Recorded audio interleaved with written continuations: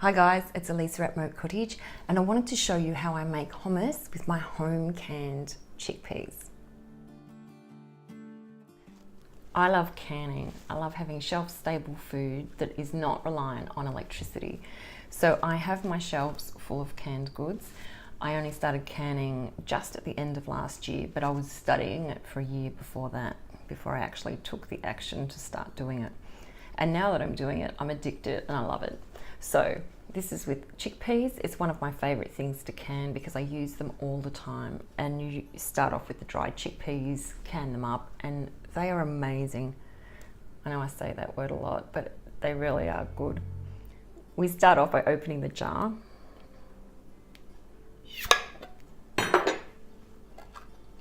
If you're using home canned chickpeas for this recipe, you basically just pour in the pint jar. If you're using a can of chickpeas, you need to drain the liquid out first. So for this dish, you're going to need a blender. I don't have a blender, so I use the NutriBullet. Put your pint jar of chickpeas in. I'm using 2 medium garlic, 100 ml of extra virgin olive oil. You get what you pay for with extra virgin olive oil. This one has a really good flavour, so it's worth paying the extra money for a good quality one. This is also a local one to my area.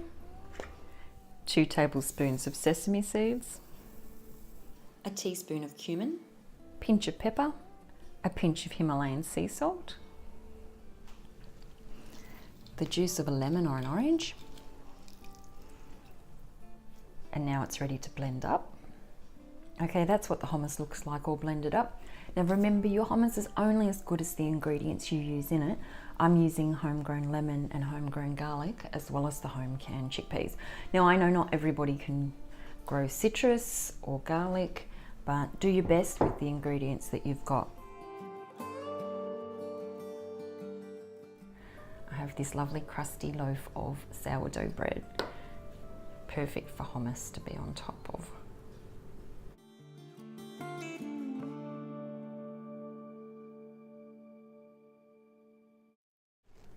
So good and so easy. You wouldn't need to buy store-bought ever again. This is my favorite dip to make, mostly because I always have the ingredients on hand at all times, so I'm able to make it whenever I need to have dip. So let me know what your favorite dip is to make. Thanks for watching. See you next time.